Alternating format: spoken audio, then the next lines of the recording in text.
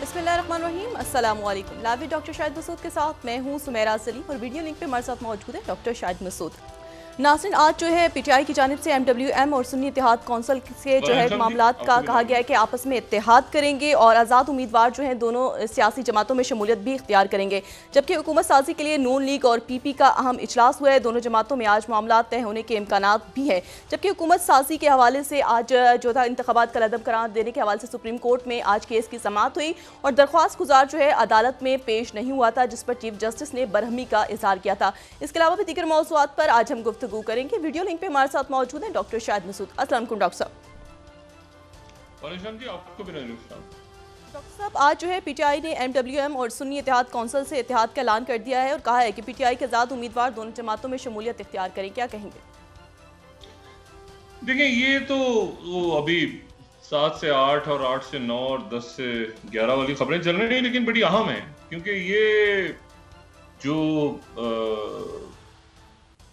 ये जो सारा गुफअप है, एक लफ्ज इसके लिए मैं इस्तेमाल करूंगा, गुफअप, जिसको इलेक्शन हमने कहा है और जिसमें से किसी खैर के बरामद होने की ना दूर दूर तक तवक्को है, ना तवक्को की जा रही है और ना ही तवक्को हो सकती है। और वो इंग्लिश में इडियम इस्तेमाल होता है कि थ्रो अंडर द बस। यानी का मतलब ये होता है कि किसके ऊपर मलबा डाल के किसको फेंकना है। किसी ऑर्गेनाइजेशन में, किसी सिस्टम में, किसी कंपनी, अदारे में, ऑफिस में, किसी जगह जो होता है कि बहुत बड़ा जब होता है ना, गड़बड़ हो जाए ना, गड़बड़ घोटाला, तो फिर ये होता है अमूमन कि वो किसी एक के ऊपर throw him under the bus, मतलब उसके ऊपर मलबा डाल देते हैं और वो सारा जो है वो आगे चल पड़ता है सिस्टम। अब ये जो गुफअप है, सवाल ये है कि ये मतलब इसमें who will be thrown under the bus, मैं इसका इंतजार कर रहा हूँ कि ये इस गुफअप का की जिम्मेदारी कौन किस पे डाल के और ये मुल्क आगे चलेगा। क्योंकि यहाँ तो फंस गए ना सारे, इसमें से ये कुछ ही नहीं होगा, वो उसके साथ उसके साथ। अच्छा, मैं देखिए आपको एक बात बताऊं, हुकूमत साजी की बात हो रही है ना, हुकूमत बन रही है, तो पिछली जरा 2-3 हुकूमतों को देख लेते हैं कैसे बनी।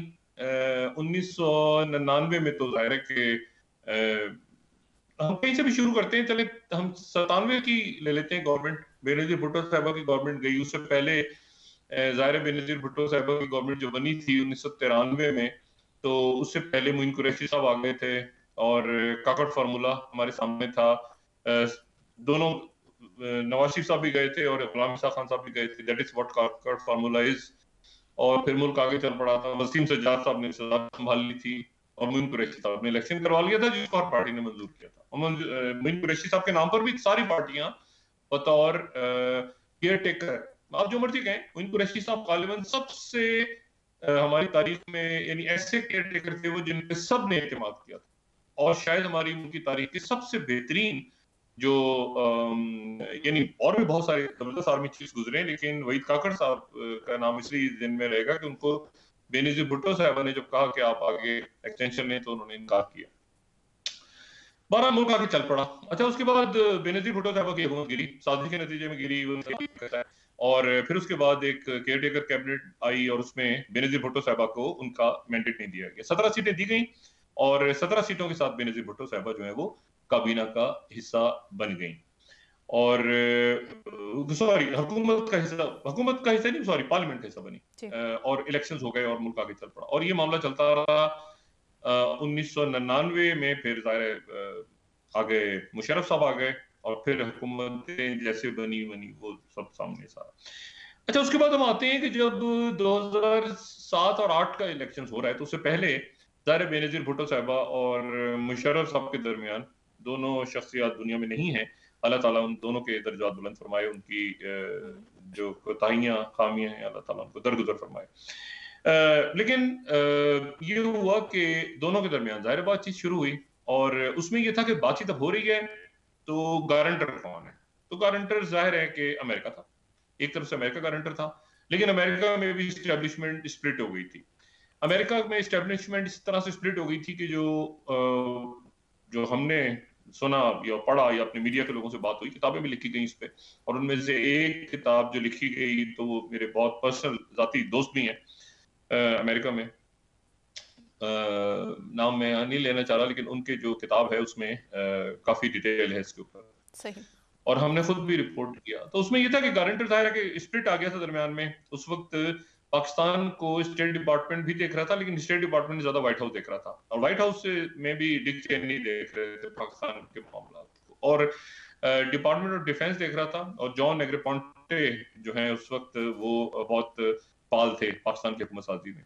और दूसरी तरफ जो डिप्लोमेटिक साइड है उस पर कॉन्डोलीजा राइस एक्टिव थी, बरतानिया एक्टिव था, और जाहिर है कि फिर स्प्लिट हुआ, उनकी तरफ भी स्प्लिट था, और नतीजा ये हुआ कि वो मतलब वो गारंटर जो है, हालांकि दुनिया की उस वक्त ही एक सुपर पावर गारंटर थी, लेकिन वो उसका कोई नतीजा नहीं हुआ। बेनजीर भुट्टो साहिबा की शहादत हुई और मुशर्रफ साहब भी कुछ अरसे के बाद चले गए।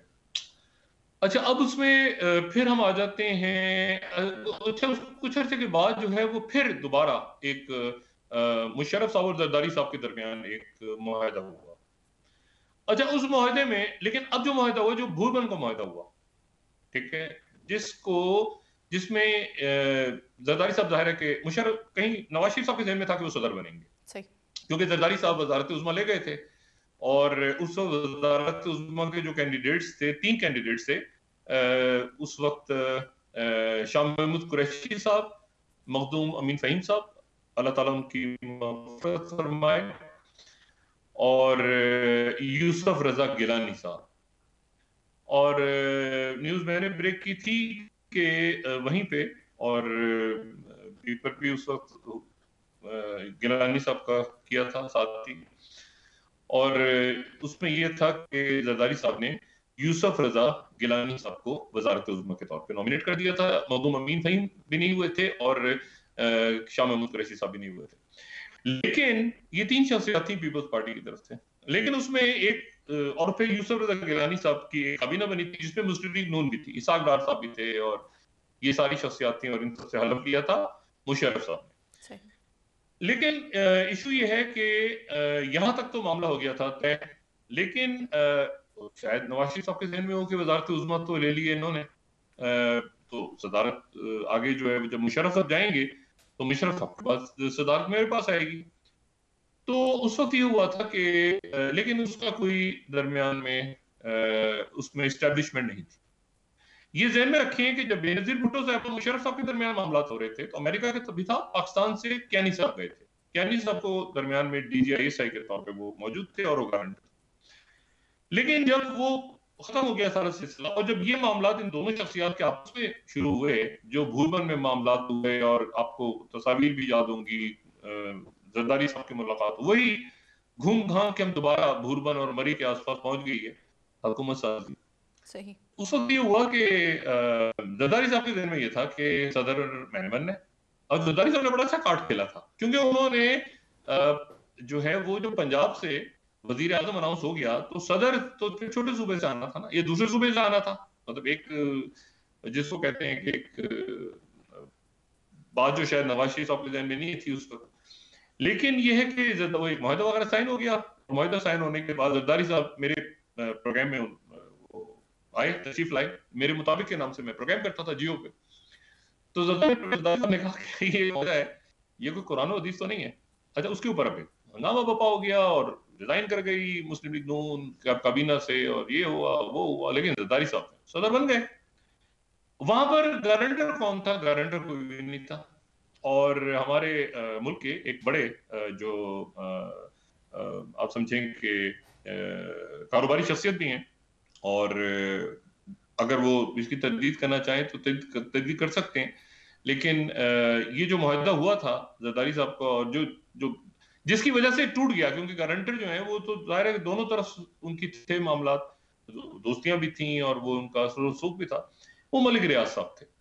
तो मलिक रियाज साहब के गारंटर थे। तो मलिक रियाज साहब जब गारंटर थे तो मुआहदा तो जरदारी साहब के भी वो दोस्त हैं, और नवाज शरीफ साहब के साथ भी उनके ताल्लुकात हैं, और उनके खान साहब के साथ भी रहे। तो अब मलिक रियाज साहब ने जाहिर अपनी तरफ से एक बनाया होगा सिलसिला, जरदारी साहब ने कहा कि भाई क्या है, खत्म मामला, खत्म हो गया, और उसके बाद जैसे तैसे करके वो सिस्टम चला, और वो ऊपर नीचे आगे पीछे जैसे तैसे करके वो फिर जाहिर भी आगे जोड़ा तोड़ा सब कुछ किया, सिस्टम को शक्ल बदल दी। वो मामला आगे चल पड़ा, लेकिन वो उसके नतीजे में ये हुआ कि जरदारी साहब का वजीर आजम भी आ गया और सदर भी आ गया, सदर वो खुद आ गए। और गारंटर दरमियान में कौन थे क्या थे, वो नवाज शरीफ साहब सुख चैन से बैठ गए। अगली हुकूमत उनको फिर जब ये हुआ लॉन्ग मार्च हुआ, तो लॉन्ग मार्च के दौरान जो अदलिया वाली मार्च है, इसके दौरान नवाज शरीफ साहब को भी बता दिया गया था कि जी आप जरा इसको आप इसको खत्म करें, आगे ना बढ़े मामला ना बढ़े, अगली अगली हुकूमत आपकी होगी।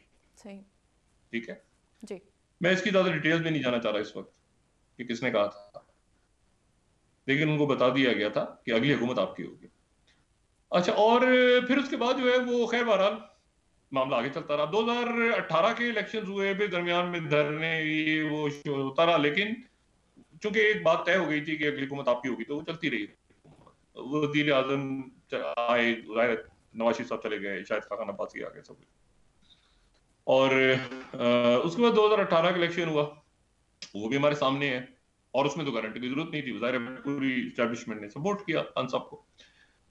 मसला ये है कि अब ये हो गए इलेक्शन, अब ये जो हुकूमत साजी हो रही है, इसमें जो फंसे हुए हैं, पूरी जो सब फंसे हुए हैं, उसकी वजह बड़ी इंटरेस्टिंग है। गारंटर कोई नहीं है, आई रिपीट, गारंटर कोई नहीं है, ठीक है ना जी।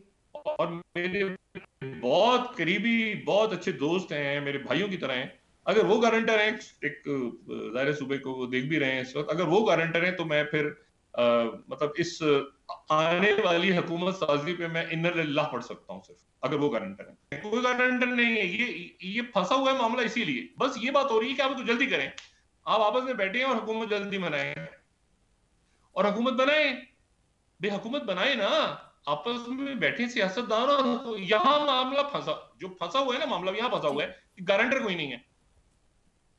और गारंटर जो हैं वो दोस्त हमारे, वो अगर वो गारंटर है, मैंने कहा ना तो मैं इधर रिला पड़ता हूँ ये आने वाले सेटअप के ऊपर, क्योंकि उसकी वजह ये है कि वो उस वक्त भी इसी तरह हुआ था, लेकिन उसे जैसे तैसे करके हालात बहुत अजब से हो गए थे, पड़ोस में जंग जारी थी, ये हुकूमत ऊपर नीचे होने लगती थी ना जरा सी, और तना टक करके वहां से हिलरी क्लिंटन का या एन पैटरसन आ जाती थी दरमियान में। वो हालात भी नहीं है, दुनिया एक बिल्कुल मुख्तलिफ रंग रूप इख्तियार कर चुकी है, कोई बाहर से कॉल नहीं आ रही, अंदर से कोई गारंटर नहीं बन रहा, कुछ नहीं हो रहा, इनको कहा जा रहा है कि आप बैठ जाएं। अब मसला ये है कि ये कैसे, अब जाहिर है कि पीपल्स पार्टी को मैं, यानी अब आप ये बुनियाद समझ लेना कि इसका कोई गारंटर नहीं है, इसमें गारंटर जो है हमारे बड़े प्यारे दोस्त हैं, मैं फिर नाम नहीं लेना चाह रहा, मगर मैं सिर्फ सर पकड़ के बैठा हूं कि वो अगर गारंटर है तो फिर ये कैसे है। अच्छा, वो जाहिर है कि वो हैं बस। अब इसमें उसकी वजह से फैसल वाडा साहब जो है वो हमलावर हो रहे हैं, वो हमलावर हो गए, तो नवाज शरीफ गए, देखिए ना फैसल वाडा साहब भी तो वेल कनेक्टेड है ना, वो कह रहे हैं नवाज शरीफ तो फंस गए, और पीपल्स पार्टी इसमें छा गई। अब उसके ऊपर वो कह रहे हैं कि वो, अब इसमें यहाँ इशू ये है कि ये जो है ना, ये अगर तो इसमें हो कोई गारंटर बहुत सॉलिड, इंटरनल या एक्सटर्नल, सही, ठीक है जी, उसके बावजूद, यानी 2008 में जब ये मामला चला, ये जो लॉन्ग मार्च आ रहा था जी, ये अदलिया वाली, जी, जी, तो अदलिया वाली में तो इंटरनल बताइए हेलीकॉप्टर्स आए और ये होता है, बाहर से भी तो कॉल आई थी, उसका भी तो जिक्र करेंगे ना कि नवाज शरीफ साहब या अदलिया वाली तहरीक के लोग कि भी इसको रोको इधर ही, ये सुबह तक जो है मामला खराब ना हो जाए। डॉक्टर शेख सडल साहब ने कहा था ना जाके यूसुफ रजा गिलानी साहब को, तो गिलानी साहब ने कहा था कि जरदारी साहब से बात करें, मैं क्या कर सकता हूँ, और फिर तकरीरें सारी रात तैयार होती नहीं थी, 6-8 दफा तो हम बैठ गए थे टीवी पे, और एक तकरीर दूसरी तो सुबह जाके तकरीर हुई थी कि जज बहाल हो गए। तो बात सारी है कि इसका गारंटर कौन है, इस पूरे सेटअप का हु इज द, कोई गारंटर, ये रौला है, असल रौला ये पड़ा हुआ है कि इसका गारंटर कोई नहीं है। अब मुझे फिर गुजारिश करता हूं दोबारा कि इसमें या तो ये हमें ये 1 मिनट से अगर कोई गारंटर हो ना सॉलिड, तो ये ऐसे फटाफट, ये जो फंसा है मामला, ये जो गारंटर कोई नहीं है, कभी आता है फॉर्मूला 2 साल आप कर लें, 2 साल आप कर लें, फिर वो कहते हैं 2 साल कैसे होगा, 2 साल कैसे होगा, अच्छा आप बन जाए, अच्छा जी आप नहीं बने, अच्छा ये हो जाए, अच्छा हम तो सुबह ले लेते हैं अपना।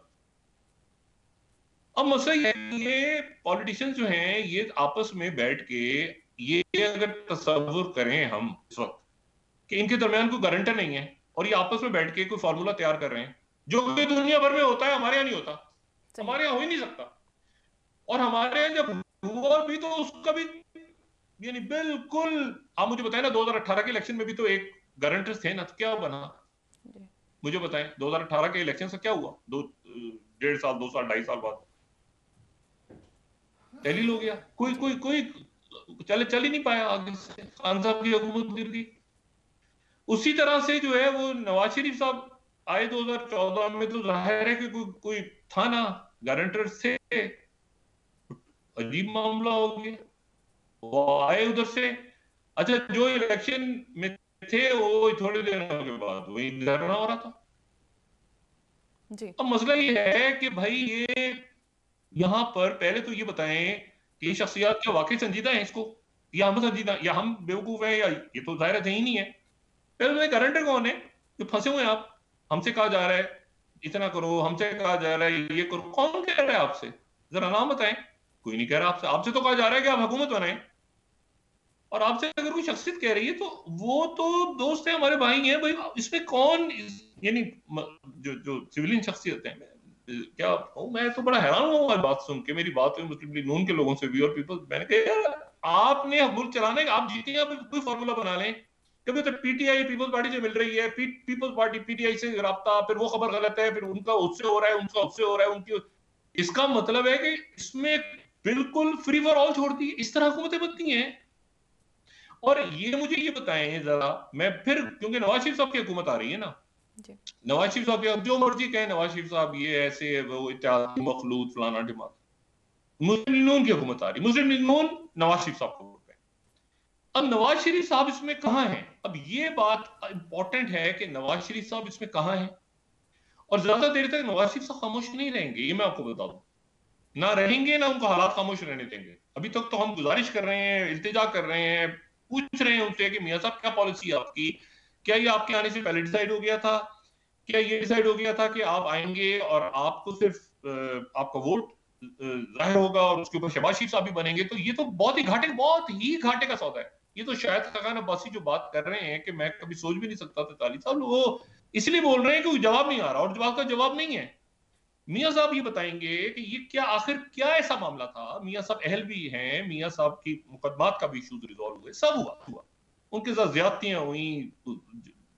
बेगम कुलसूम नवाज साहिबा के दर्जात बुलंद फरमाए, इंतहाई नफीस खातून, इंतहाई नफीस खातून। और वो एक दुख है जो जाहिर है कि उनको भी और जो बेगम साहब को जानते हैं उनको भी हॉन्ट कर रहा है। लेकिन हमें बताएं तो सही कि मामला है क्या, मतलब इसके पीछे।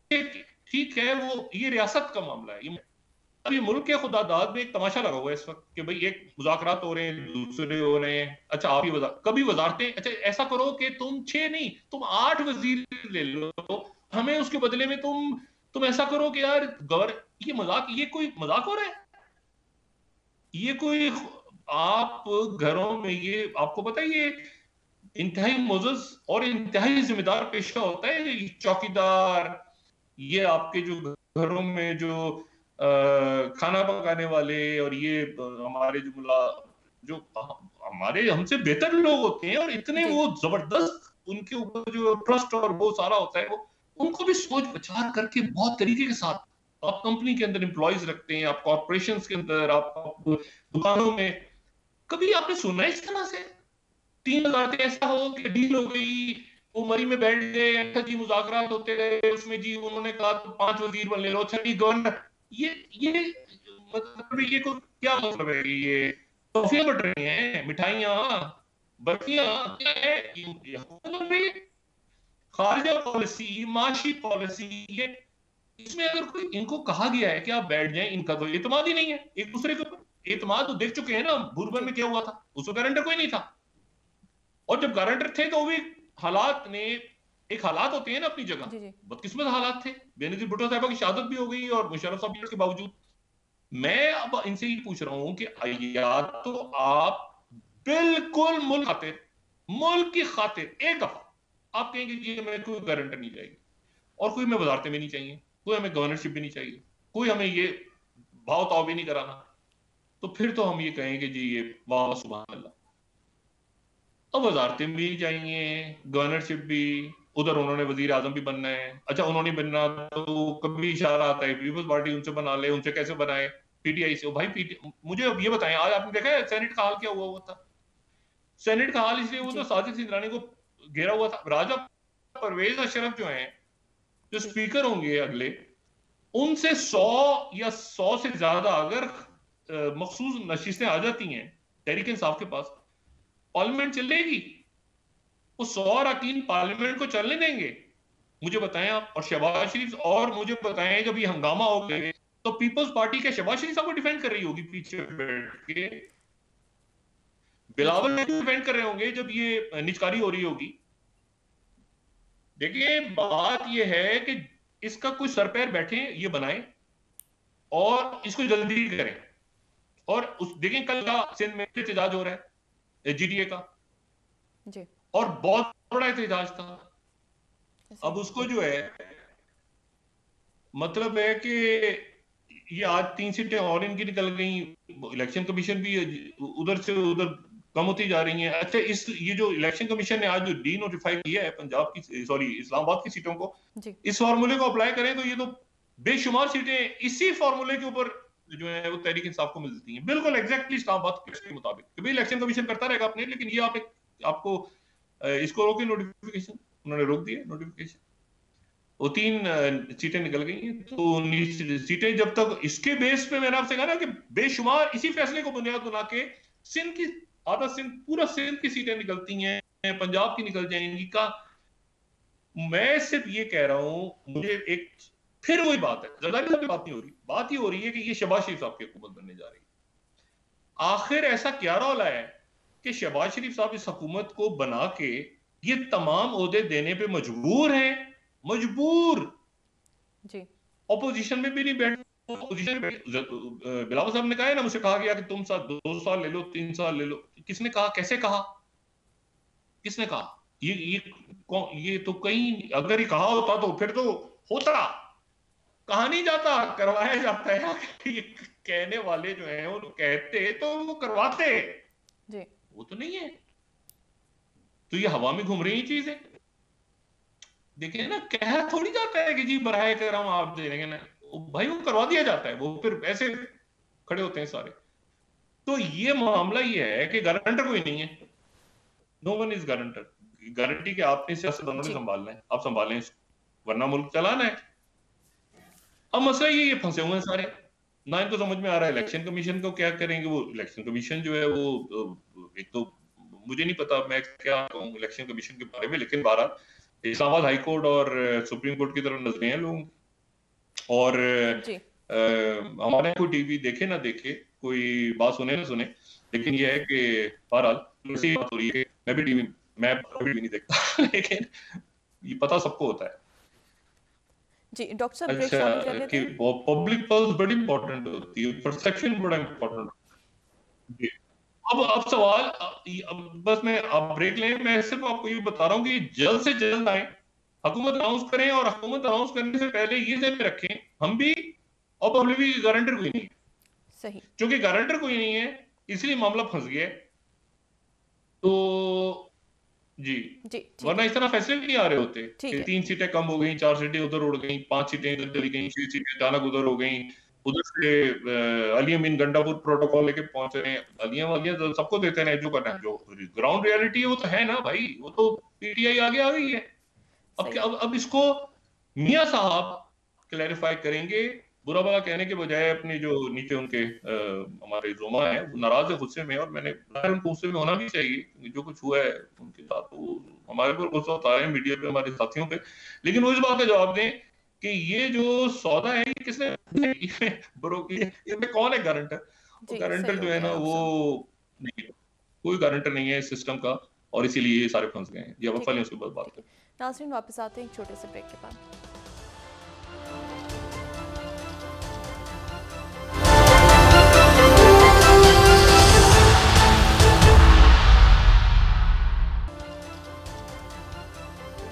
वेलकम बैक नाज़रीन। तो डॉक्टर साहब आप ये कह रहे हैं जो हुकूमत साजी है इसका कोई गारंटर नहीं है? नहीं, इसका कोई गारंटर नहीं है। इस फॉर्मूले का ना कोई गारंटर है, सिर्फ और बिल्कुल ये मामला तभी फंसा हुआ है, तभी ये मुसव्वतें उनकी नोक पलक दुरुस्त की जाएगी, एक और राउंड होगा, इस तरह हुकूमतें बनती हैं। मुझे बताएं, इस तरह बनती है हुकूमतें, नहीं पंजाब नहीं लेंगे हम, मरकज में आ जाएंगे, तो कोई गारंटर नहीं है। और ये मैंने आपसे तभी कहा ना कि आप जरा वो देखें कि किस तरह से मामलात को और अगर कोई है तो फिर उसके बाद वो सामने, लेकिन इस तरह जी से जिस तरह ये हो रहा है, इसका इसका कोई गारंटर नहीं है। सिर्फ ये कहा जा रहा है, यकीनन कहा जा रहा होगा कि अब आप हुकूमत बैठे और हुकूमत बनाएं, और आज तक या कल तक या जो भी इनको डेडलाइन दी गई है, बैठे और बनाए बैठ के, और इसीलिए ये मामला फंसे हुए हैं। और ये जितनी जल्दी दूर लेंगे बेहतर है। और लेकिन उसके साथ ही फिर वो, अब देखिए इलेक्शन कमीशन जो है वो जिस तरह से ऐलानात हो रहे हैं और जो पिटीशन लगी हुई है, तो कोई सर्टेनिटी तो नहीं है कि अचानक आज खबर आई कि वो 3 सीटें निकल गई, उधर से वो सीटें अनाउंस हो रही हैं, उधर से कम हो रही हैं, ट्रिब्यूनल्स में मामला होते हैं, कोई ऊपर होता है कोई नीचे होता है, कमिंग डेज में क्या होता है, और वो उसमें जो है वो वजारत खजाना किसको मिलती है, मतलब वो एक अजीब सा क्योस है। जी और उसमें ये है कि जी वो अब इसमें जाहिर है कि पंजाब में तो बिल्कुल क्लैरिटी है, सीटों के हवाले से मरीम नवाज साहब आ रही हैं, लेकिन ये है कि केपी में भी क्लैरिटी हो गई है। वहां पर स्पीकर हाउस में वो देखें, हजार आपको किसी को अच्छा लगे बुरा लगे, नवाज शरीफ साहब का तर्ज अमल, नवाज शरीफ मरीम नवाज साहब जो है वो वहां पे हैं। इसी तरह से केपी के अंदर वो जो है वो अली अमीन गंडापुर साहब बैठ गए, तो वो अपना उन्होंने कंट्रोल संभाल ली है।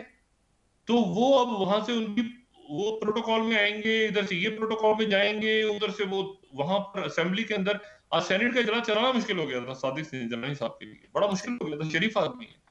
तो ये आगे ऐसे कौमी असेंबली में क्या तमाशा होता है, कैसे होगा, क्या 100 अरकान, और फिर पता नहीं, मैं नहीं जानता कि हुकूमत साजी का जब गारंटर ही कोई नहीं है तो ये पार्लियामेंट से कैसे चलेगी आगे। और बीच में नताइज आते रहेंगे, और नताइज जो है वो किसके हक में आएंगे, किसके अगेंस्ट जाएंगे, कैसे होगा, क्या होगा। अभी मुसव्वदा तैयार हो रहा है, इस तरह हुकूमतों में मुसव्वदे सुने कभी आपने? मुसव्वदे लिखे जाएंगे, उस पर साइन होंगे, इस तरह होगा, 6 वजारतें हैं, 8 वजारतें, इसकी तो ये तो एक अजीब सा तमाशा है। कौन देखना है, और मुल्क चलेगा इंशाल्लाह आगे।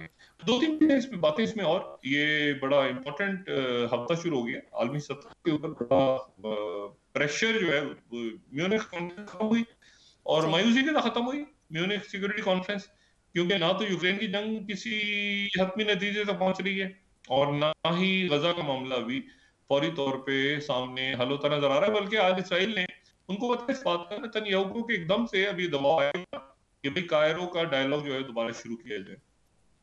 उन्होंने आज जो लुला दा सिल्वा है, ब्राजील के सदर, ब्राजील ब्राजील जो है वो, लुला दा सिल्वा एक तो दूसरी दफा सदर बने हैं, इससे पहले भी सदर रह चुके हैं वो, ये उनकी सेकंड टाइम वो बने हैं काफी सालों के बाद। और ब्राजील जो है वो दुनिया का बड़ा एक, यानी ब्राजील को किसी तरह से नजर, लातीनी अमेरिका का सबसे बड़ा, जो जनूबी अमेरिका या लैटिन अमेरिका है उसका सबसे बड़ा मुल्क है, और ये 5वां बड़ा मुल्क है रकबे के लिहाज से दुनिया का।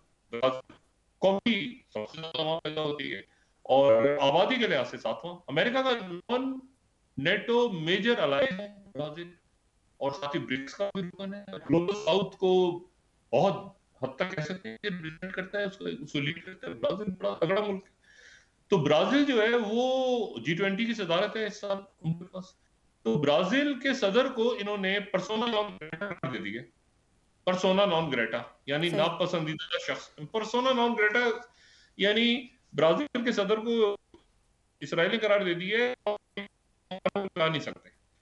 पर्सोना नॉन ग्रेटा ये होता है ना, ऐसा सलाहकार या अमूल होता है कि वो कोई एप्सनाज हो या क्रिमिनल ऑफेंसेस हो, या पर्सोना नॉन ग्रेटा करके निकाल देते हैं, सही या कोई ताल्लुकात बहुत खराब हो जाए। लेकिन ये कि ब्राजील के सदर को आप पर्सोना नॉन ग्रेटा करार दे रहे हैं नेतन्याहू, क्योंकि उन्होंने जो स्पीच की है, उन्होंने कहा है कि ये कत्लेआम का जिम्मेदार है नेतन्याहू, इसराइल, और ये जो है ये हिटलर से ज्यादा बदतर है, और वो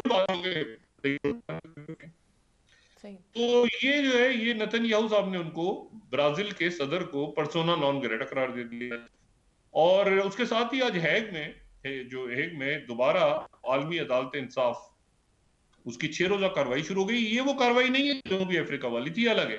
ये 2022 में अक़वाम मुत्तहिदा की जनरल असेंबली की तरफ से एक करारदाद पेश की गई थी अदालत में। उसकी भी टाइमिंग इत्तेफाक से यही 6 दिन की समाअत होगी। 52 मुल्क उसमें 30-30 मिनट के लिए अपने बयानात रिकॉर्ड करवाएंगे। तो आज रिकॉर्ड करवाना शुरू कर दिया। 30 मिनट तक पहले फलस्तीन के मंदूब बोले, इसराइल बैठा हुआ है वहां पे लेकिन वो खामोश रहेगा। ये 6 दिन तक चलेगी आलमी अदालत इंसाफ। ये आलमी अदालत इंसाफ वो है जो कि अक़वाम मुत्तहिदा के अंडर आती है, 1945 में जो कायम हुई थी। ये जो है ये इंटरनेशनल क्रिमिनल जो कोर्ट है, क्रिमिनल जस्टिस कोर्ट ये नहीं है, ठीक है। तो ये है वो कोर्ट जिसकी अहमियत है जहां रियासतें जा सकती हैं, जहां अफराद नहीं जा सकते। वहां पे अमूमन ये होता है कि रियासतों से ज्यादा लोग चले जाते हैं कि जंगी जराइम है, वो एक दूसरी उसकी भी बड़ी अहमियत है। भाई ये है जो अक़वाम मुत्तहिदा की अदालत। तो यहाँ पे 6 रोज कार्रवाई चलेगी और इसमें देखना ये है कि इसमें अमेरिका की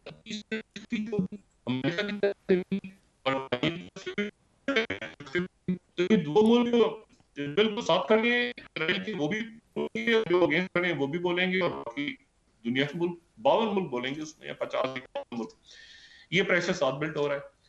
फिर उसके बाद ये है कि अल्जीरिया की तरफ से अक़वाम मुत्तहिदा में करारदाद पेश हो रही है दोबारा जंगबंदी की। जंगबंदी अल्जीरिया जो है मेंबर नहीं है, तो नॉन परमानेंट मेंबर है, तो करारदाद पेश मंजूर होने के लिए चाहिए 9 मेंबर्स हाँ करें और कोई मुल्क वीटो ना करे। परमानेंट 5 P5 में से कोई वीटो ना करे, तो वो शायद अमेरिका वीटो कर दे उसकी जो भी अल्फाज वगैरह के ऊपर। फिर अमेरिका पे और प्रेशर कि एक तरफ तो आप पीस मुआहदा कर रहे हैं तो वीटो कर रहे हैं, तो अल्जीरिया की करारदाद उन्होंने धमकी लगी कि रमजान से पहले रमजान से पहले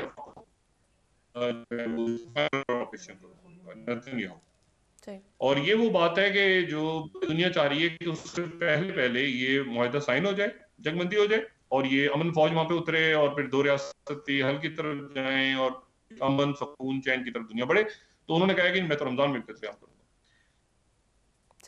मेरा ख्याल है कि वो इस वक्त कोई वे आउट उनको नजर नहीं आ रही, तो वो इस किस्म के दे रहे हैं। फिर आज जो है वो सेंटकॉम की तरफ से ये बताया गया है कि उन्होंने 6 मकामात पे हुतीज को हिट किया है और हुतीज जो बहरा अमर में 6 मकामात को हिट किया है, लेकिन उनका जो स्टेटमेंट है जो सेंटकॉम का है, तो उस स्टेटमेंट में ये तमाम पिछले स्टेटमेंट से ये स्टेटमेंट जो है आज वाला ही मुख्तलिफ है। और ये मुख्तलिफ इस लिहाज से है कि इसमें वो ये कह रहे हैं कि उन्होंने अंडर वाटर यानी ज़ेरे ज़मीन 5 defence strikes against 3 mobile anti ship cruise missiles, 1 unarmed under water vessel, यानी जमीन के पानी के नीचे and 1 अनआर्म्ड सरफेस वेसल। अच्छा, ये पहली मर्तबा, this is the first observed Houthis employment of underwater vessel since attacks begin in October 23। अच्छा, अब यहाँ पर ये बड़ी इंपॉर्टेंट बात है, ये वो बात है जो हम इससे पहले भी डिस्कस कर चुके हैं। अंडर वाटर वेसल्स जो हैं, यही अंडर वाटर ड्रोन कह लें इसको, अनमैन्ड में सोफिस्टिकेटेड, ये आप समझ लें कि ये नए वेपन्स आ गए अंडर वाटर ड्रोन्स, और ये हालिया दिनों में इस्तेमाल हुए हैं यूक्रेन रशिया वॉर में भी, ब्लैक सी में। यानी वो तो एक है ना सरफेस ड्रोन्स, एक है वो एरियल ड्रोन जो हवा में उड़ रहे हैं ड्रोन्स, एक वो ड्रोन है जो लेकिन पानी के नीचे ड्रोन्स। ये एक नई हमने देखा है पिछले 2-3-4 सालों में, और यूक्रेन के अंदर इसका प्रैक्टिकल यूज हुआ है कि जी अंडर वाटर ड्रोन्स, ठीक है, सही, पानी के नीचे जी। उसको कह रहे हैं कि हुतीज के अंडर वाटर ड्रोन को अमेरिकन कह रहे हैं कि हमने हिट किया। इसका मतलब है इतनी जदीद टेक्नोलॉजी उनके पास भी है और अमेरिकन को भी पता है कि उन्होंने इसको डिटेक्ट किया और इसको डैमेज किया, इसको ज़ाया किया। सवाल ये है कि ये अंडर वाटर ड्रोन्स, अगर अंडर वाटर ड्रोन्स हैं उनके पास और ये अंडर वाटर भी हुतीज है, तो इसका मतलब आपका केबल सिस्टम पूरी दुनिया का इस पे स्टेक पे लगा हुआ है। और मैं बहुत अरसे से वो हमने मैप भी दिखाया था केबल का, हमने बताया भी था कि वो इंटरनेट के साथ कनेक्शंस होते हैं और ये सारे मामला होते हैं। तो बात सारी ये है कि वो अंडर वाटर केबल सिस्टम को हिट करना पूरी दुनिया की कनेक्टिविटी को तबाह करने की सलाहियत अगर हुतीज के पास है, और अमेरिकन को भी पता है कि हुतीज के पास है, कहां से आई है और क्या क्या कुछ है, इस जंग को खत्म करना अशद जरूरी हो गया है, खास तौर पे तब जबकि अंडर वाटर ड्रोन जो है, अनमैन्ड ड्रोन, वो अमेरिकन ने डिटेक्ट करके पहली मर्तबा रेड सी के अंदर उसको हिट किया है। तो मेरा ख्याल है जी कि डॉक्टर ये साहब। जो जंग है ये एक नई शक्ल ले गई आज। और जितने यहाँ से कार्गो शिप्स जा रहे हैं, वो कार्गो शिप्स अपना, उनके पास एरियल डिफेंस तो होता है अमूमन, लेकिन अंडर वाटर जो अटैक है ड्रोन, वो मेरे ख्याल से किसी भी कार्गो शिप के पास वो सलाहियत नहीं है कि वो ये हमले रोक सके। तो इस जंग को बंद करना बहुत जरूरी है, और ये भी बड़ी हैरान कुन बात है कि हुतीस के पास इस कदर जदीद असलहा मौजूद है। जी जी डॉक्टर साहब, प्रोग्राम का वक्त ख़त्म हो गया है। बहुत शुक्रिया डॉक्टर साहब। नाज़रीन, इसके साथ ही आज का प्रोग्राम अपने अख्ताम को पहुंचा। मुझे सुमेरा सलीम को इजाज़त दीजिए। अल्लाह निगहबान। जी डॉक्टर साहब। अपने दोस्तों रिश्तेदारों, गुरदनवा के लोगों का सब ख्याल रखिएगा।